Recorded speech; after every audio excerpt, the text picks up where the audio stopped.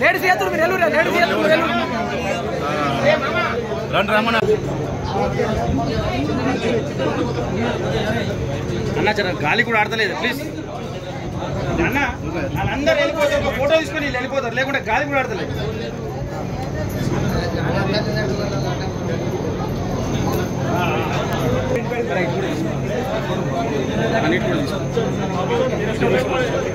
అన్న చేతులు పెట్టకు చలో అన్న అయిపోయిందా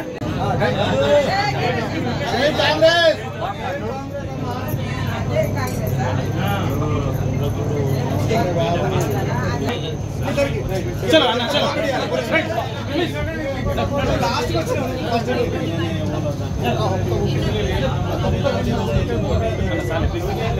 గాలి ఆడతలేదు కూలర్ అని ఆడతలేదు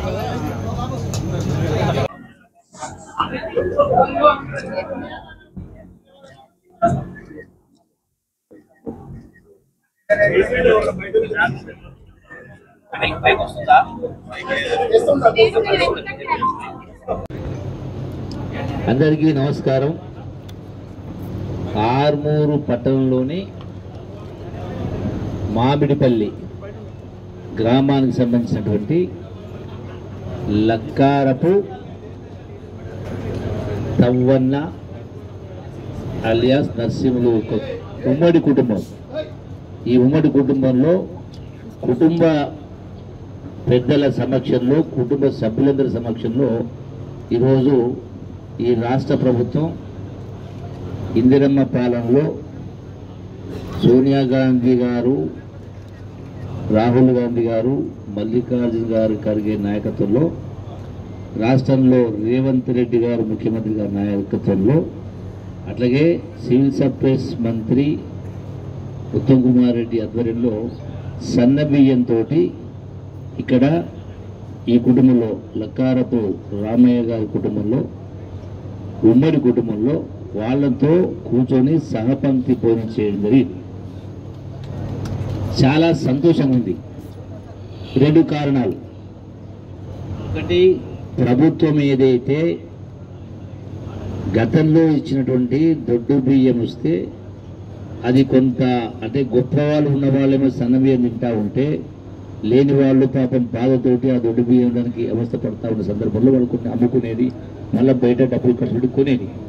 ఈరోజు ఈ ప్రభుత్వం ఇందిరమ్మ ప్రభుత్వంలో అందరూ కూడా సమానంగా అందరితో గౌరవంగా బతకాలి, అందరూ ఒకే రకమైన భోజనం భోజించాలనే ఆలోచనతోటి నాడు ప్రభుత్వం ఈ సన్న బియ్యాన్ని కార్యక్రమాన్ని ప్రవేశపెట్టడం జరిగింది.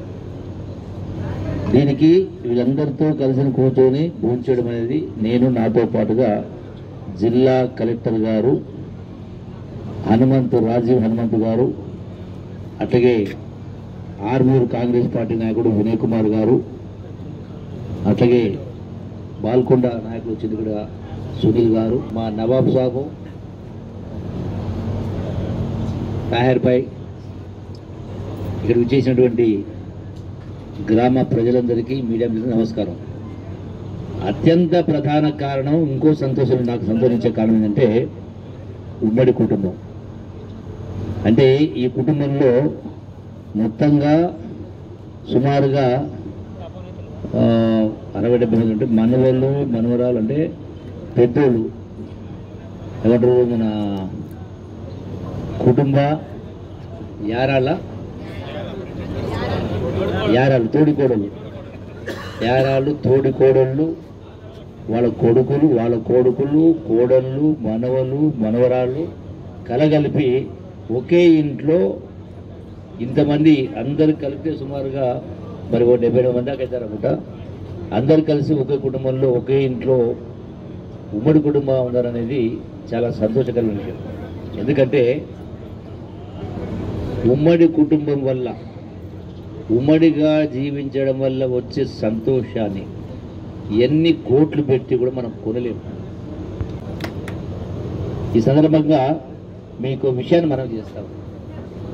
నేను 2005వ సంవత్సరంలో ఆనాడు నేను శాసనసభ్యునిగా ఇండిపెండెంట్గా ఉన్న సందర్భంలో ఆనాటి రాష్ట్రపతి గారు అబ్దుల్ కలాం గారు అసెంబ్లీలో మాట్లాడుతూ మొత్తం శాసన ఉమ్మడి సభలను ఉద్దేశించి ప్రసంగించిన సందర్భంలో 10 ప్రశ్నలు ఎవరైనా ఏదైనా అడగొచ్చు అన్నాడు. సరే, కాంగ్రెస్ వాళ్ళు ప్రశ్న, తెలుగుదేశం వాళ్ళు ప్రశ్న,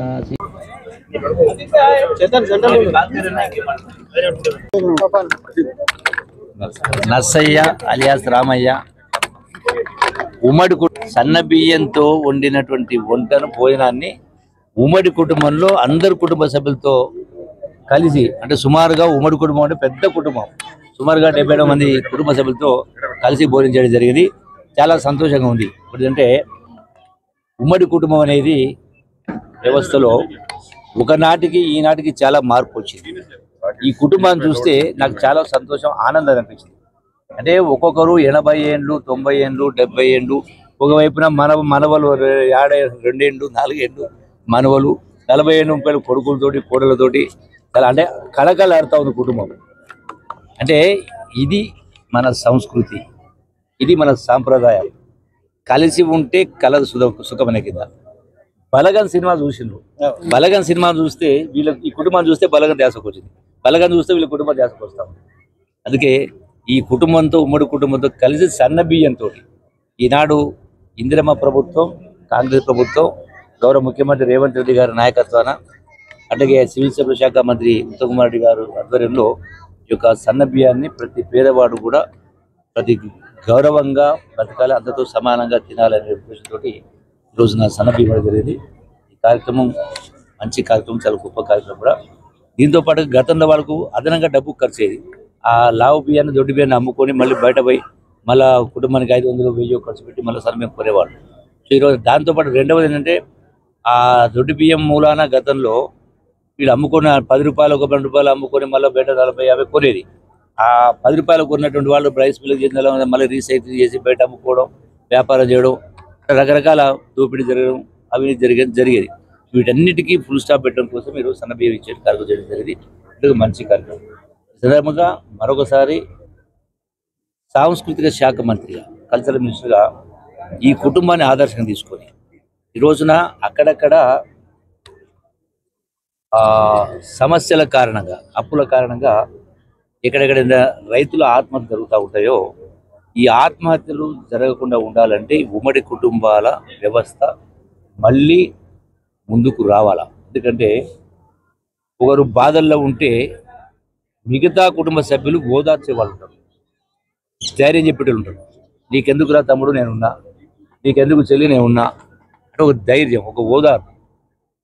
సో కాబట్టి ఇది గతంలో 2005 సంవత్సరంలో డాక్టర్ అబ్దుల్ కలాం ఆజాద్ గారు రాష్ట్ర ఉమ్మడి శాసనసభను ఉద్దేశించి ప్రసంగిస్తున్నప్పుడు 10 ప్రశ్నలు అడగమన్నప్పుడు నేను ఇండిపెండెంట్ శాసనసభకు ఒక ప్రశ్న అడిగినా. ఈ యొక్క రైతుల ఆత్మహత్యల పరంపర కొనసాగుతూ ఉంది, ఇది ఎందుకు జరుగుతుంది, ఇది పరిష్కారం ఏంటన్నప్పుడు ఆయన కూడా ఇదే మాట అసెంబ్లీలో ఈ మాట చెప్పడం జరిగింది.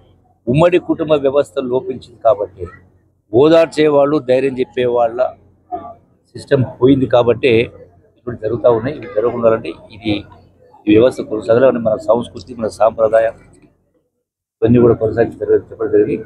సరే, ఇదొక అంశం.